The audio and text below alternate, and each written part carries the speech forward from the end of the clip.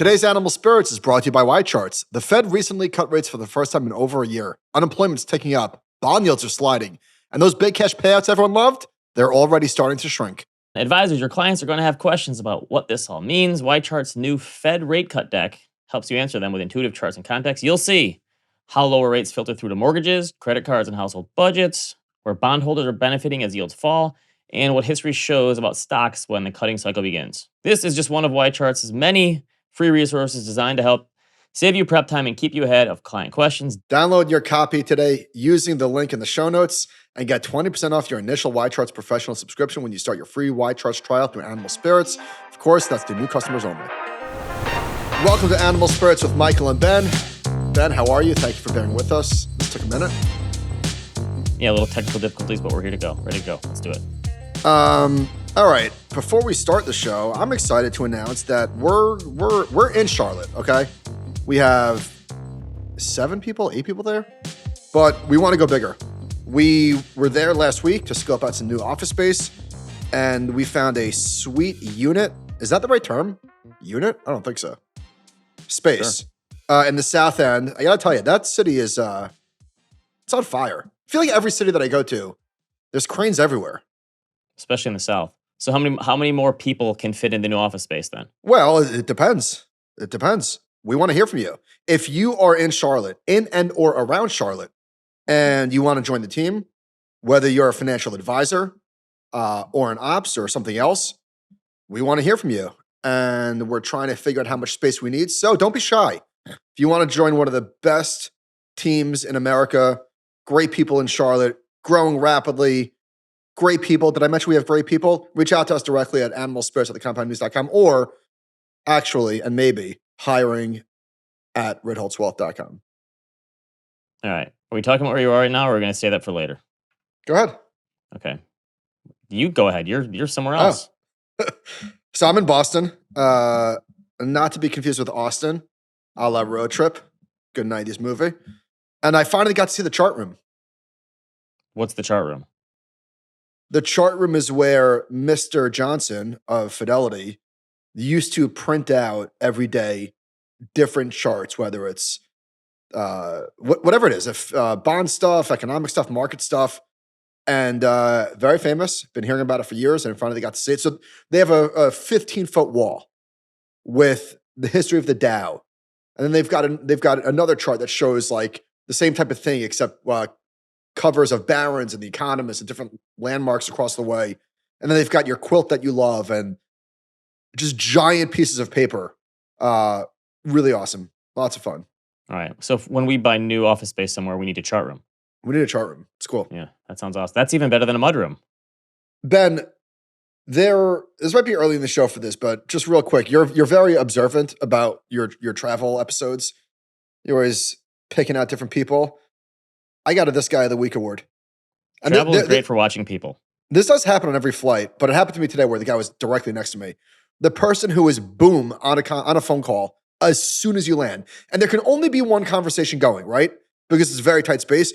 So if you're not first, you can't be the second person to be on a phone call. But I was reminded of the Curb episode where Larry's at a restaurant and the guy next to him is on a call on Bluetooth and Larry just starts talking to himself. Hey, this guy's talking, he's just talking. But right, that should be rules of etiquette. Like you don't ever take on a call on a flight unless it's an emergency. Like there's always this was not an emergency. This was not an emergency. Yeah, it never is. There's like the business people who take a call right up until the takes off. Like you never have a phone call that important. You can just text or email. It'll be just fine. I agree. Okay. Back in April, a lot of people were roasting us, saying, "Hey, for years you guys have been telling me that politics don't matter." Well, look at this. Politics just caused a 20% decline in the stock market. The economy is teetering, all this stuff that was going on with Liberation Day. You guys were wrong. Can I just say one caveat to that? Uh-huh. I think that politics definitely can matter to the market and the economy over both the short and the long term. But I believe what we were saying is that politics shouldn't influence your investing. Yes, so if you are, like that was, and that's a very not subtle detail. Yes, but I also think that it wouldn't have mattered what Biden did or what Trump did. This AI boom is the only thing that has mattered for the past since November of 2022. Mm. Right? Yeah. It doesn't matter to the stock market or the economy what their policies were, because it's just varying degrees of what was already happening, and there was good or bad, right or wrong, whatever they did, it was the AI boom that mattered the most out of anything. Yeah. Right? And so I've used this one before, but John Bogle in his book Don't Count on It did this thing where he looked at the fundamental changes in the stock market by decade. And Eric Balchunas DM'd me this week and he said, "Hey, can you update this chart for me?" Someone had mentioned it or something. And look at the earnings growth in the past 2 decades. Almost 11% earnings growth in the 2010s, 9% in the 2020s. And now, of course, the whole thing is in the 2010s, well, it's just the Fed printing money and the Fed kept rates low. And well, this decade, well, it's the government spending money and it's always something. But it really is the reason that we've been in such a strong bull market is because earnings have been so strong. Yeah. That's it, right? I think that's all you need to know. It's a whole kit and caboodle, Ben. Did I put the symbols thing in here or did you? I did. Okay. Because this is the thing I pulled out too. He had a new piece out on, he called AI the blob, which I guess he's kind of in the same, like it's the only thing that matters. That's it. Michael said, I think this is well understood, but just to reinforce the point, AI-related stocks have accounted for 75% of the S&P 500 returns, 80% of earnings growth, and 90% of capital spending growth since ChatGPT launched in November 2022. That's why this is such a hard bubble to handicap. And I think I said it last week. I'm totally comfortable calling this a bubble based on history. I don't know. You think it's a bubble today? I think the excess spending levels and the actions taken by the tech companies are a bubble. I don't know how you could define it any other way based on market history. Just the sheer amount of money pouring into this one sector. If you have read any market history, you know this is exactly what happens. When new innovation happens and all this excess spending happens, I don't know how you could call it anything else besides a bubble. I don't think that means the outcome is easy to predict or that it's easy to handicap. But let's say this is a bubble, and I'm right. The fact that the companies who are doing it are having such high fundamental earnings growth, it's almost like, okay, well, it makes sense it's a bubble then, because these companies are so strong and big and dominant. And but that's the part. So I agree with you. The way that this is trending, it obviously feels like a bubble is inevitable. But when you say bubble, I'm not talking about the market. I'm talking about their excess spending levels. You can't Grand Rapids hedge a bubble. It either is or it isn't. Fair, because the other ones that people keep pointing to are the railway bubble and the dot-com bubble, and guess what? The stocks got crushed in both of those situations. Charles Darwin lost 60% of his net worth in the railroad bubble of the 1800s. It certainly feels like this is trending towards a bubble. But if you think about valuation, to me, like a bubble is like there's no world in which this doesn't burst. There's no world in which these numbers make sense. But with like Nvidia, let's just say the poster child of this era, it's trading at, I don't know, what is it trading at? 35 times forward earnings? If you look out to 2029, and of course nobody knows what 2029 earnings are going to actually be, but is it like 22 times? I don't know what it is. I'm making it up.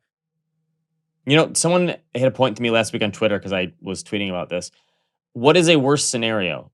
This is a bubble. It pops and the stock market gets hammered hard, or this isn't a bubble and all the money that they're spending on AI immediately leads to a return on investment, and that puts a bunch of people out of work.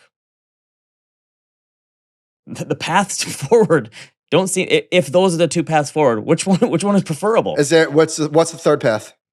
Because if AI works and there is no bubble, then this is going to be really bad for a lot of people. Right? Yeah. What's the third? The third path is the muddle through, I guess, where these companies say, hey, we're going to pull back on AI investment because we don't have a big return on it yet. It's a few years down the line, and we're just going to focus on our profitable divisions, and we're going to write this off for a while or something. And maybe that is not maybe that's the middle ground. I just did a podcast with Josh and the head of quantitative strategy here at Fidelity. Oh, she was great, by the way, Denise Chisholm. And we were talking about the backdrop. And given that the Fed is cutting, the economy seems to be okay.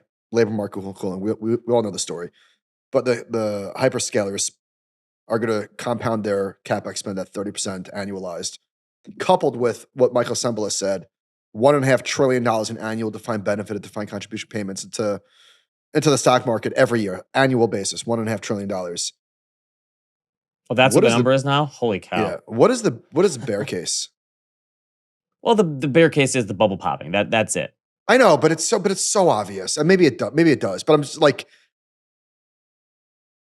that's what I'm having trouble grappling with, is the fact that the whole this is a bubble thing seems way too obvious, and the markets are never that easy.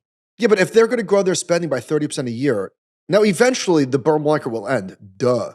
I mean, that's not a very profound thing to say, but like today, I don't know. Yeah, I guess if this is a bubble, it still has a long ways to go. That would be all right. Like in terms of what they can actually do. Great segue to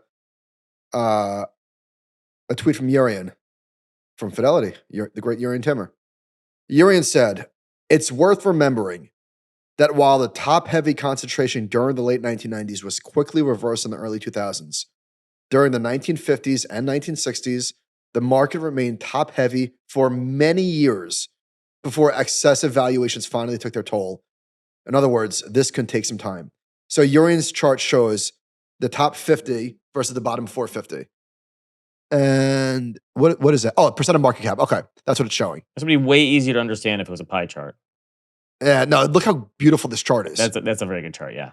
But look at the 60s and 70s. It took forever. Yeah. Yeah, you're right. That was a long cycle. I would put my money on that as opposed to this reversing immediately. Here's another great one from Urian. I don't know how he does this. This guy's a wizard.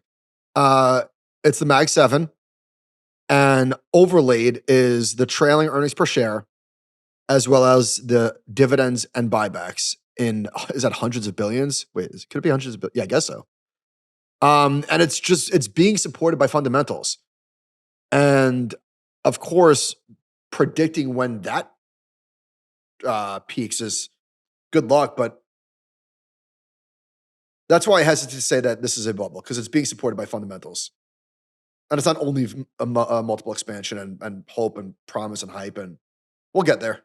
There's a really good corollary here to the economy, where like the top 10% are totally powering the economy now, and the Mag 7 are powering the stock market, which is also powering the economy. And it's a whole circular thing here, right? The top 10% own the stocks.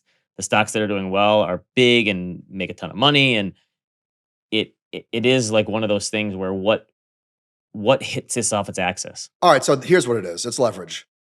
Or here's one possible obvious answer. It's leverage. So Oracle, for example, look at the simplest chart of the debt to equity ratio. Oracle is now going to be levered the heck up. Apple has more leverage than I thought. I'm not sure how they're measuring this, but that's probably that is one obvious potential candidate for what makes this end. So Bloomberg has an article in the U.S. public bond market alone. Tech companies have raised about $157 billion this year, up 70% from what they issued in the same period last year. But so what? Like, is there this idea that like these companies won't be able to service their debt or roll it over? Now, I guess eventually there's a tipping point. I guess maybe. I don't know. Much like U.S. consumers still have a lot of borrowing capacity, these companies, if they really wanted to put their foot on the gas, have a huge capacity to take on more debt if they wanted to. So again, from that article, Oracle was able to boost its jumbo bond sale this week to $18 billion from about $15 billion on the back of strong demand. The software company also drew. Oh, this is from. I'm sorry. The software company also drew about $88 billion in peak orders, with final demand of about $82 billion. Some of the debt isn't due for 40 years. So there's a lot of demand for the bonds as well. And why not? It makes sense. All right. So Bloomberg also had this piece about talking about a bubble. They say it's very pricey. I don't think they quite use bubble. There's a picture of a bubble in the article. So I think take that for what it's worth. This was interesting to me. They talked about how the rest of the market hasn't really come along yet, but look at the forward PEs for Walmart and Costco. How do you explain this? That their PEs in the whole 2010s were sub 20, sub 30. Now they're both 50 or 60 times earnings. Is this an inflation thing? I don't understand why all of a sudden that this decade we repriced these two companies so drastically. I don't know, but I'm going to guess it's not because investors are dumb. Like there's got to be some sort of reason. Maybe it's the underlying fundamentals of the business are changing. Maybe it's margin expansion. I don't think Costco and certainly Walmart has reinvented themselves a lot with what they're doing. I don't think it's like an apples to apples comparison. I mean, Nevertheless, that's the article kind of tried to figure out what it is, and they didn't really have a good Nevertheless, answer. I don't want to hand wave this away. This doesn't make sense to me either. I don't know. So on the other end, I pulled up the 20 worst performing stocks in the S&P this year. And there are a lot of names that you know. Lululemon is down 53%. CarMax is down 45%. Moderna, which it almost doesn't seem fair that Moderna developed the vaccine and the stock has just gotten drilled ever since. Chipotle's on there, and then Target is down 33% this year. Can I tell you something? I went to Chipotle recently. Yeah. It was busy, and the bowl was only like $12.50. I might be back. Okay. You're back. All right. But so I pulled up. So Target is down 33% this year. So I pulled up Target, Walmart, and Costco over the last 5 years. Now maybe this is just an inflation story, but Walmart and Costco have been phenomenal stocks for this decade. Target has gotten smoked. Why would that just be an inflation story? Because there's like a trade down element to people going to Costco and Walmart as opposed to Target. I don't believe that. I think it's execution. I think Target's management has not done a good job. Okay. It's just interesting that it would be like this, because you'd think that how far off of their business is really, but obviously, yeah, because you use the Target pickup thing all the time, right? So does my wife. All the time. Anecdotally. But I've been using the Walmart online stuff way more because it's way cheaper than Amazon. So during however long we've been recording, I'm sure some portion of the audience is like, geez, guys, like, could you sound any more toppy? And I get it. But I want to point out that the market is responding to all of these events to the upside. And it's not narrowing despite all the talk about the top X percent. So Grant Hawkridge has a chart showing that global new highs are accelerating. And in fact, out of all the countries around the world, the US is not in the top half, I don't think, of stock markets this year. 73 days of more new highs than new lows consecutive. The longest run since May 2020-21. This isn't isolated strength. And Grant's talking about the all country world index. So this year, this is one of the most surprising things to me. The best performing asset class, if you looked at US stocks, developed world stocks, and emerging markets, are by far emerging markets. They're up almost 30% this year. Now, that could be a dollar story, but who would have pegged in an AI bubble that we're calling this that emerging markets would be outperforming? Chinese internet stocks with the AI trader are helping that a lot. But yes, you're right. I don't think anybody would have. I didn't. All right. There are, we mentioned this last week, but there are obvious pockets of crazy behavior. The quantum computing stocks, for example. And I said this with Josh, I'll say it with you.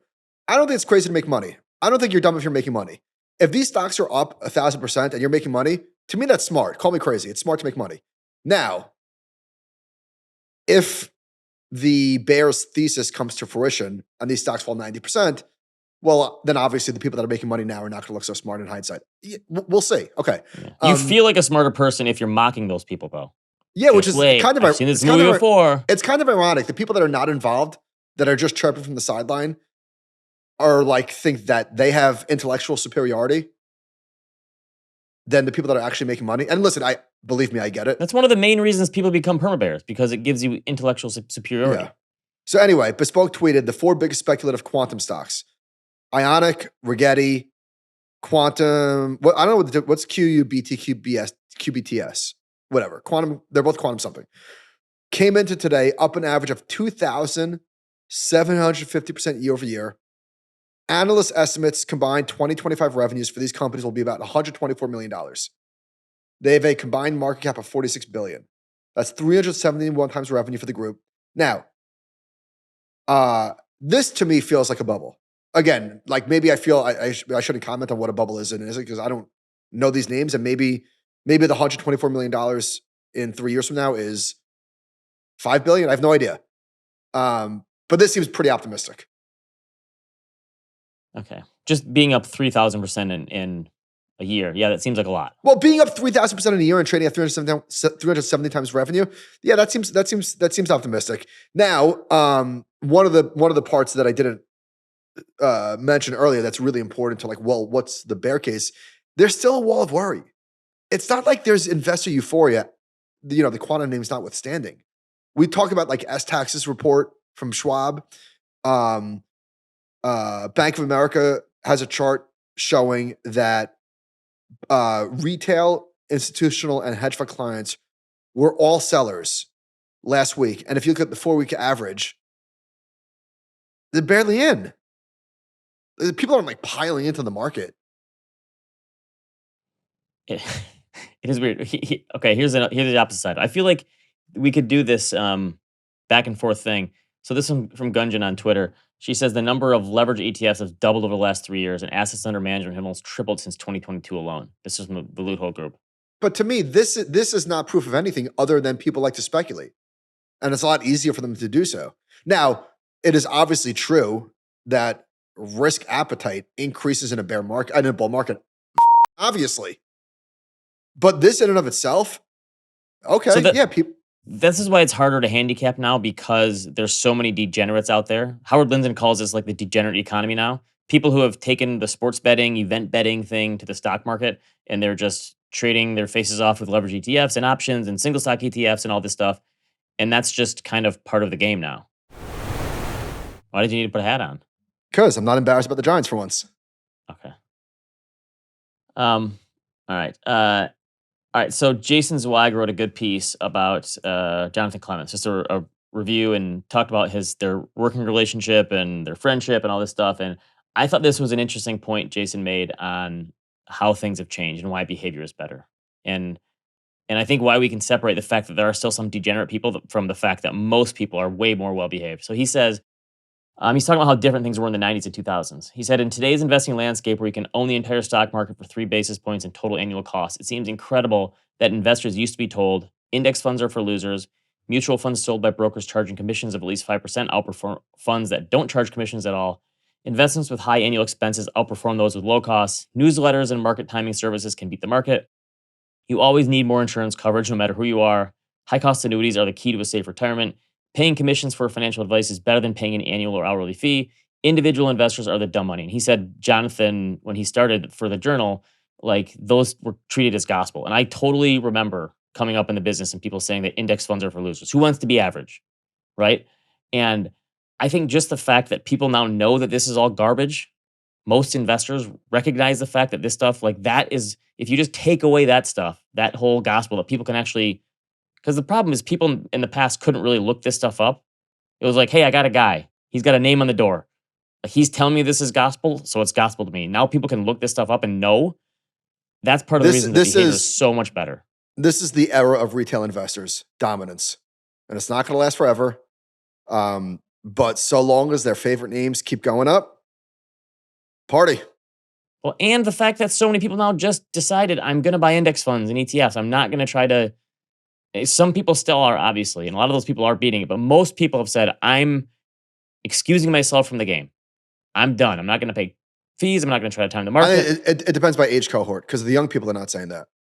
Yeah, but they're saying it with 80% of their money, right? And then 20% they're. If you look at just the flows alone, think about it. The most popular ETF is VOO, the Vanguard S&P 500 ETF. It's bringing in more money than any ETF in history. Yep. Right? If you look just at the flows, it's not Robinhood, it's Vanguard. It's both, but point taken. All right, so this is floating around. Vanguard has $7 trillion in assets. Robinhood has what? I don't know what Robinhood's total is. Yeah. I don't know what I'm going to guess. 200 billion. I mean, they're hundreds of billions. Yeah. All right, so I saw this floating around Twitter over the weekend. Sheil Minot tweeted, there was a woman in San Francisco who charges $30K to name your baby. She started at $100, but she was going to dinner with VCs, and a friend told her to charge more. Nobody blinked. The Bay Area might be the best place in the world for this kind of business. So I saw this floating around Twitter, not just from Sheil, but other people were sharing it as well. So I wanted to read the story to find out what's going on here, and I couldn't read the story because I was locked out of an article. So I Googled it, and it turns out, Ben. No. You put it in ChatGPT. Say, summarize this for me, and it'll do it. Oh, even if there's paywall? Mm-hmm. Sometimes, but then it'll go, if it's still paywall, they'll look for it elsewhere. Okay, good stuff. That's what I do. All right. Anyway, Ben, it turns out, so people are like, top, how is the Fed cutting rates to stop? Guess what? I Googled it. Here's what came up. Wacky world of baby names. Guess how much mine costs? Taylor Humphrey can find your baby okay, for $30,000. This story first came out in October 2023. Okay. So people are reusing the rage bait. I guess people thought it was fresh. It's not fresh. Also, I am very good at. I could do this for less than $30K. I could be a consultant at this. Here's what you do. There is baby name things where you can look at baby name trends by years. So you type whatever name you're looking for, and you try to find one that's not popular anymore, that no one else has. That's how we chose ours. You would set the trend. Yeah, but you pick old names. That was our thesis. Is you picked old names.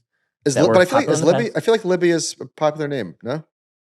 Well, yeah, that I guess that one went against. But yeah, George and Kate were the other ones that people don't use anymore. Like if you wanted to go against the grain, you're doing Ashley or Jennifer or one of those like 90s names that no one uses anymore. Yes. You know, it didn't occur to me until just now, but George and Kate +8. Remember that show? Oh yeah. I'm sure you've gotten that a lot. Actually, we haven't, but really, I think you're the first one. Yeah.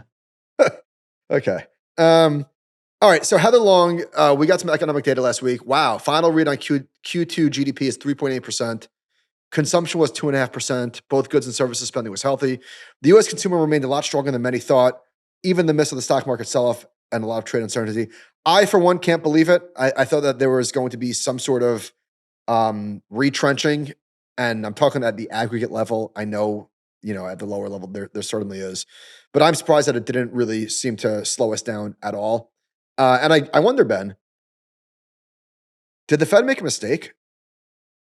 So we were on the case of the housing market is frozen, seems a little restrictive. Let's loosen it up. Let's get the housing market activity going. It's a third of the economy. But I don't know.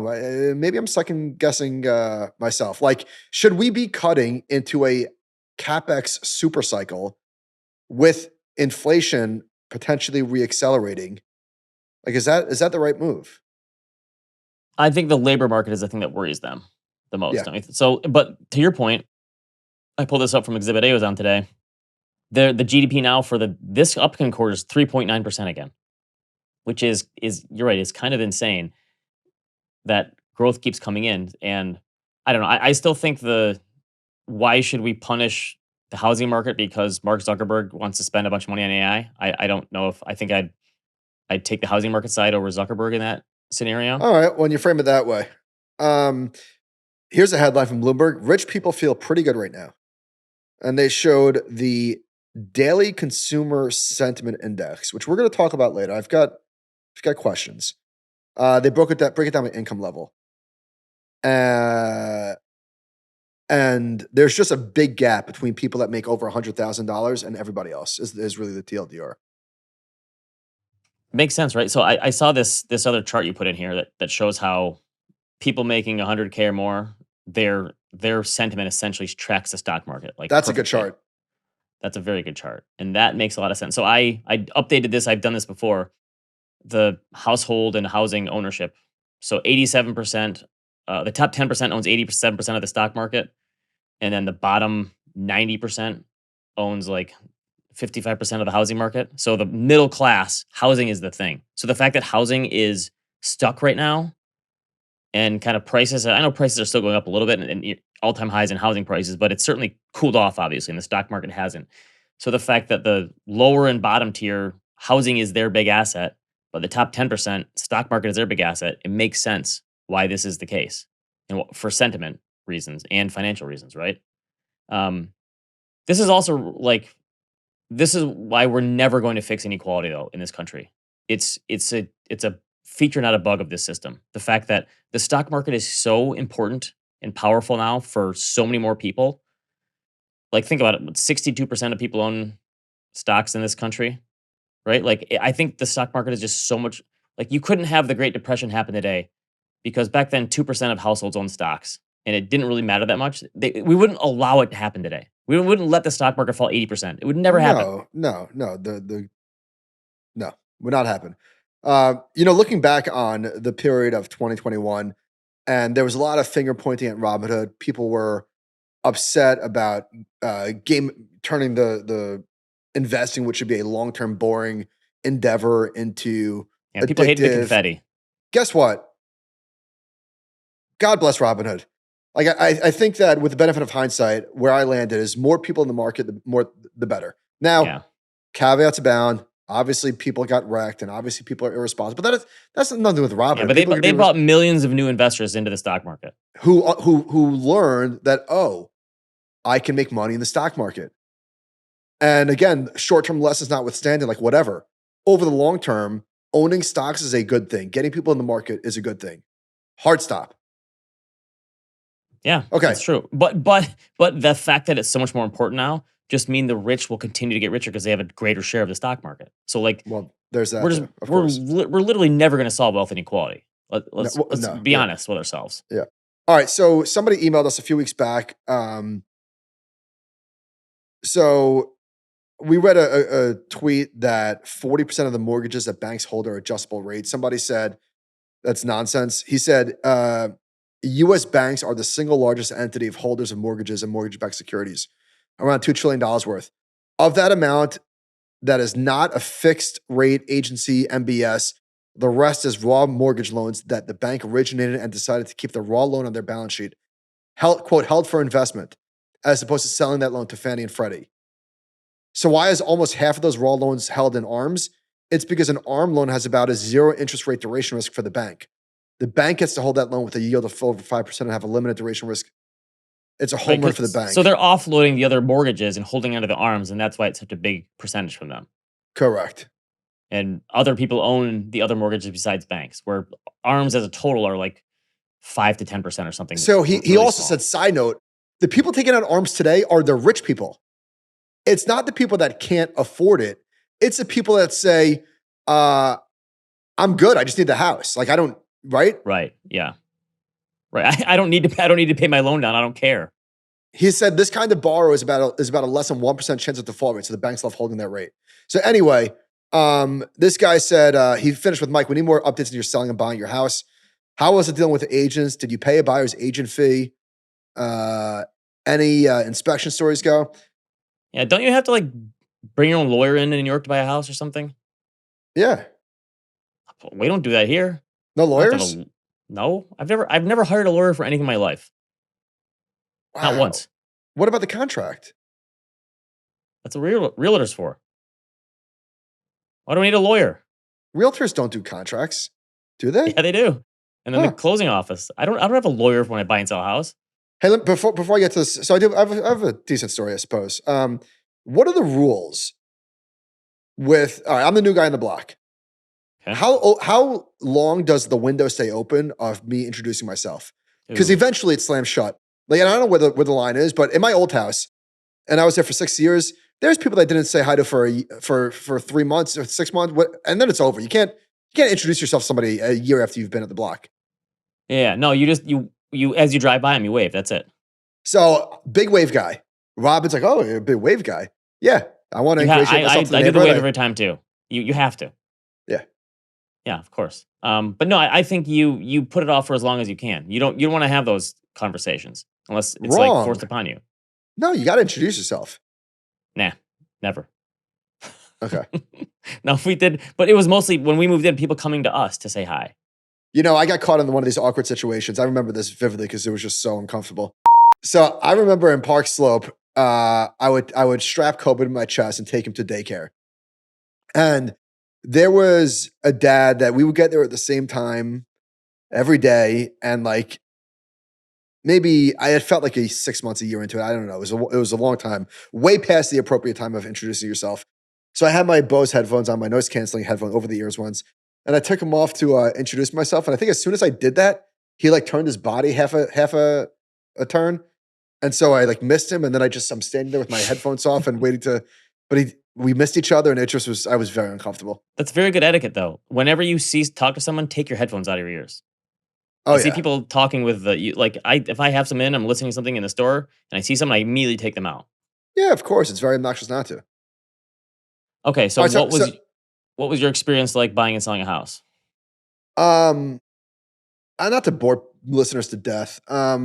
Let's say your house sat on the market for 2 to 4 weeks and it got like to crunch time where like, would you have been willing to lower the price pretty aggressively to sell it. Yeah, I had to sell it. You'd have to, Buy a new right? house, I had to sell it. All right, so here's maybe for the financial part of this audience, an interesting story. So originally, I got very lucky that I sold my Long Beach house and my house at the same time. I was going to take all the proceeds and put it into the house and do an interest-only loan. Because if I put down, let's say, half the value of the home, how much more equity do I need in my house? Like, I just, I was attracted by the low interest rate. The guy at Bank of America, who was phenomenal, by the way. If anybody, I feel like when you buy a new home and sell another one, that's when you realize that, like, oh, this equity, it's good for a down payment for a new place, but other than that, why do I need so much in it? Right. What's the point?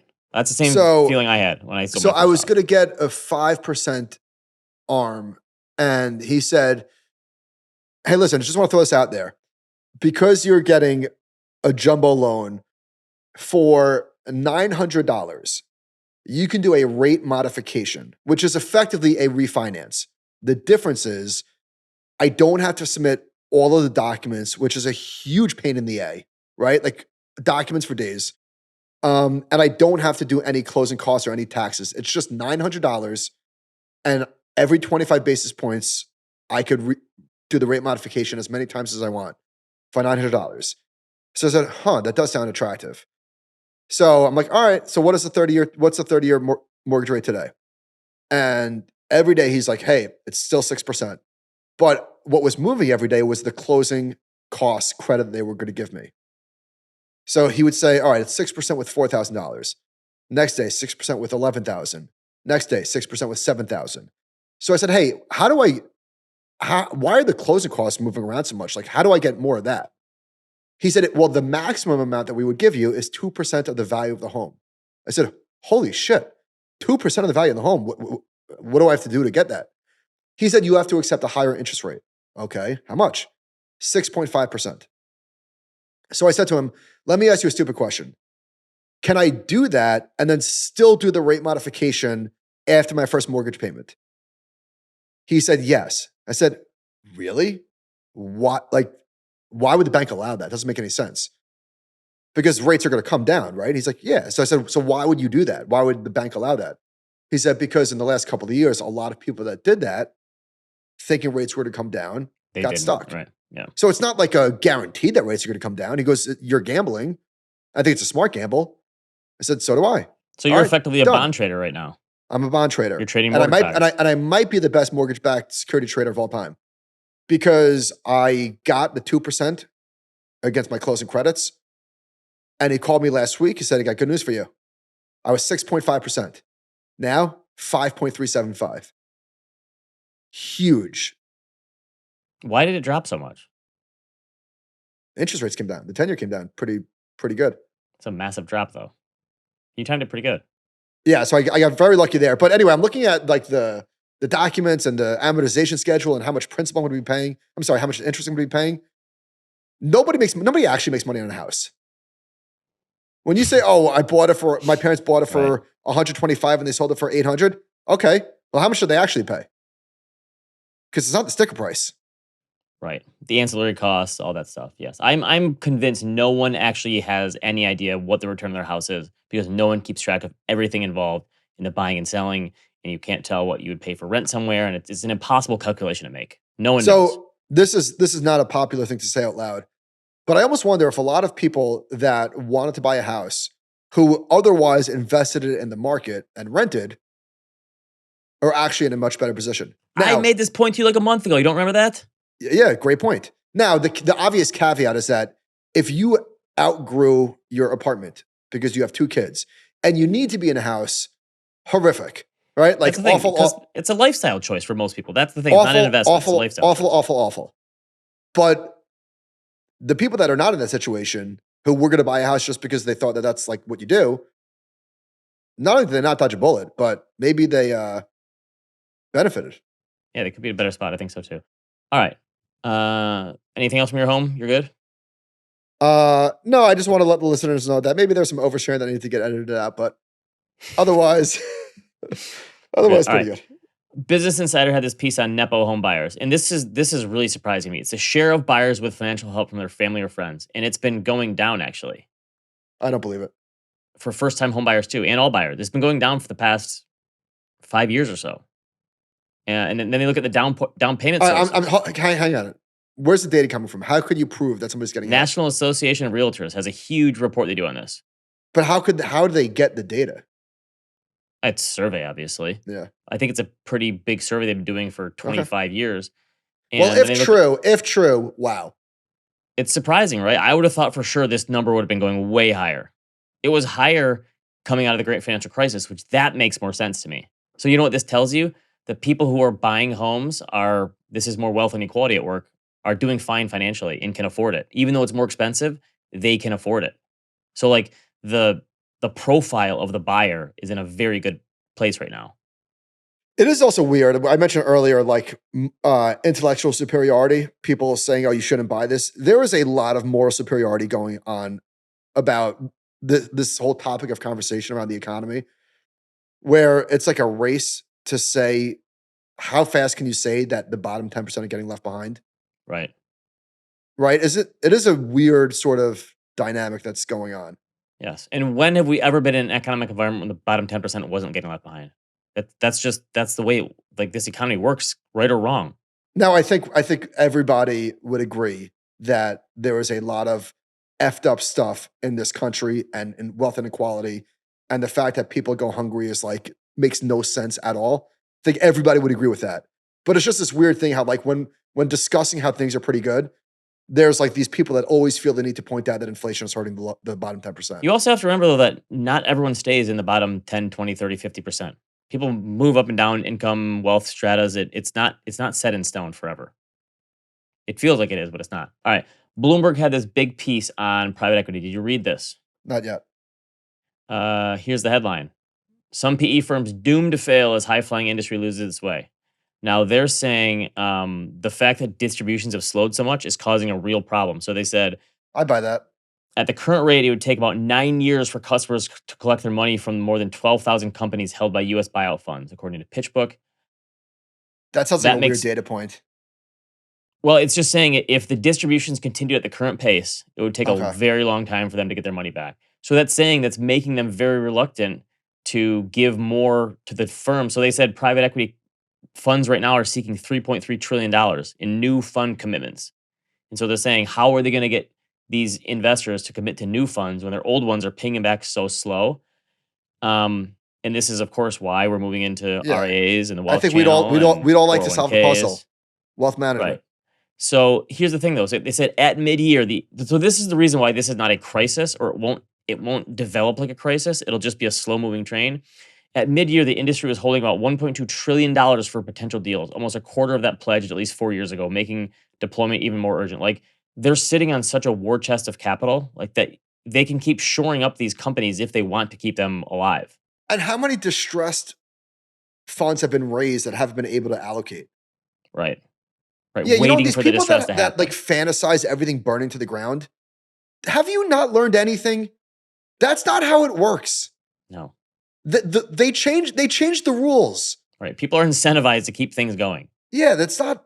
It doesn't just. And that's what that's what these companies do too. Though what I realized when I was first investing in these things with my old endowment is, if the investment period is 7 years, they have this legalese in the fine print that says, "Hey, we can extend it to 10 years if you guys say yes." And guess what they do? They extend it. Legalese is a funny word, right? It is. So you're right. That's the point. They change the rules, or they have the rules in the fine print that no one reads. So yeah, it's not private equity. It's going to be lower returns, not some crisis that people, you're right, want to see the world burn. So every time, I think we mentioned a couple weeks ago about people in America being so much richer than other countries, and every time we do it, someone says, well, it's okay if people in other countries aren't as rich as Americans because they get free healthcare and their education is much cheaper and all this other stuff. Well, here's a piece from The Telegraph in the UK, and it's called "Why American Families Are So Much Richer Than Us." And so guess what? They don't care over there. And this is in the UK. Roughly 4 in 10 US households had leftover earnings after tax of at least £70,000 last year. In the UK, just 10% of households had that much. Do you know that for percent, instead of using the little squiggly the circles in the line, they say PC for percent in the UK? I did not. But wait, that's interesting. Right? It's way higher than I would have thought. 4 in 10 US households had leftover earnings after tax of at least 70,000. Yes. So that's disposable income. And they say the top 10% of disposable income in the US is 153,000 pounds and 71,000 pounds in the UK. The top 5% by income in the UK is 120 grand. So we really are just so much richer than these other countries. Even if you factored in the healthcare, student loan, other stuff, the disposable income is so much higher in the US than it is in other countries. Wow. But are we happier, Ben? No, not at all. Look at this chart that shows the top 10% uh, adjusted for inflation in the US versus the UK. All right, so that's the stock market. Yeah, you're probably right. So they say the average earner in the poorest state in America, which is Mississippi, is now substantially better off than their British counterpart. It's wild. Wow. Oh Ben, wait, okay. Oh, you got something? I mean, I'm looking at the travel section. Is this true? Yeah, I was gonna give a travel thing. So I flew back from Calgary last year, my trip at Banff, and after we had the podcast, I went and explored, and I was sending you pictures and stuff, and it's one of those beautiful places I've ever seen. Which Yeah. it's funny because all the Canadians there from Calgary and the surrounding area and Vancouver and such were saying like it's fun. It's really nice to see someone who's never been here before to see it through their eyes because we kind of take it for granted, like everything in life, right? They're like Sure. I was completely blown away by the Canadian Rockies, and Banff was probably one of those beautiful little towns I've ever seen. And they were like, yeah, we kind of take it for granted because we're just so used to it, which makes sense. So it's like an hour and a half trip from Banff to the Calgary airport. So I got there way earlier than I should have, just to give myself time with, getting my car. And so I had 2 hours to kill in the morning. And I looked up the sign, and they had this brand new lounge, and it said, if you have an American Express, whatever, platinum or gold or whatever one I have, you can get in here. So all right, I don't like the food choices out here for breakfast. I'm going to go see what they got in there. And first time I've ever set foot in an airport lounge. And I don't care. I'm not gonna do it again. Not worth it. I had to wait in line to get in there. The place was full of people. The food wasn't that good. It was it. I would much rather find a corner of the airport away from all people, be by myself, than sit in an airport lounge that's overflowing with people. Okay. Not a surprising take. Not worth at it all. Not surprising at all. I mean, All right. it was nice, and I'm sure people love the free food, but it was overrated experience. It's not worth waiting in the line for. All right, one more plug in addition to people from Charlotte hitting us up is we now have a podcast for Talking Wealth, which are episodes for advisors. Heretofore, it had only been on YouTube. Did I use that right? I think so. Yep. It had only been on YouTube. We are now moving it to the podcast realm, which makes a lot of sense. A lot of people asked for this. Yeah, it's been a long time coming. I mean, at least 3 people. No, there was 4. I'm kidding. Yes. I was also kidding. Yeah, and we'll be doing more with this channel, I think. We've already ramped it up a lot, and so yes, take a look. All right, recommendations. So, did you read 11/22/63 or did you listen to it? Okay, so I read 11/20. I love that book. Love. Okay, you read it. Okay, so we mentioned Stephen King a couple months ago, and someone said, okay, instead of reading a horror type movie, read 11/22/63. That's a good entrance for Ben into Stephen King. So I read it, and I had a 3.5-hour flight from Detroit to Calgary, both ways. And I didn't watch one movie. I read the book the whole way. Wow. And I just think that the time travel aspect, if you gave people the ability, I think this is on Total Recall. If you gave people the ability to like plug into an AI and time travel back to like the 50s or 60s or 80s or 90s, how many millions of people would sign up for that today? Like the way that he describes what it was like going from, I think this book took place in 2011 and going back to the 1960s. And his description of it, I thought was really good to think through, like how that experience would be like and how it would shape you and the differences. And it's really good. And I thought, man, this would make a killer Netflix show. And I looked it up. It was already a Hulu show. I had no idea, with James Franco. Bombed? In like obviously. 2016. It had an 8.1 on IMDb. I'm going to try it out. I never heard that it came out even. Oh, me either. Did you finish the book? I did. It's very good. Great. I just finished it last night. Really good. I didn't realize you. Yeah, here's the thing. I'm not going to listen to fiction on my Audible. I'm only going to listen to nonfiction. That's Okay. it's too weird to listen to someone do the voices and stuff. You know, I don't know. Okay, Friends with Kids. This is a movie from 2011. I must be in the 2011 phase. Not a great movie. It's the kind of movie they don't make anymore. I rewatched it this week on Amazon Prime. Here's the cast: Adam Scott, Jennifer Westfeldt wrote and directed it. She's John Hamm's ex partner. Maya Rudolph, Chris O'Dowd, who's pretty funny, Kristen Wiig, John Hamm. Really good cast. It's like a 2010s kind of movie they don't make anymore. And Never heard of it. They kind of nail the whole dynamic of how your life changes when you have kids. And there's always the one couple who's super duper miserable and not happy with each other anymore because they had kids. I guess the dynamic of having kids, they really sort of nailed in that movie. It's like a 6.5. Okay. Good airplane movie, if they got it. I got nothing new. No movies or how did you get to Boston? Well, the flight is 30 minutes, but I did work in the flight. The last movie I saw in the theater was Weapons. I want to see the PTA movie. It's getting rave reviews. But here's the thing, though. I haven't seen it yet. Obviously, you can't trust film people anymore because every time it's universal. I know, but every time Paul Thomas Anderson comes out with a new movie, they say it's the greatest thing ever. Like Licorice Pizza was stunk out loud. That movie was terrible. Has anyone ever watched it more than once? I would venture to guess no. Sean Fantasy. Credit to me, I haven't seen it once, and I never will. I'm sure because Leonardo DiCaprio's in it, I'm sure this new one will be good. But you can't trust film critics anymore because they just say everything is amazing, and there's no critical elements to it anymore. I don't. Film critics are permables. That's not true. It's true. I'll see it when it comes out on streaming. Sorry, I'll wait for it. Okay. What else? Anything else? Nope. Talking Wealth. Email us about if you want to work with us in Charlotte. Have fun in Boston. Animal Spirits at thecompoundnews.com. Thanks to the production team as always. They're with Michael in-house today. On the road. Yeah, we had more technical difficulties than ever because the whole production team was there. Thanks, guys. All right. See you next time.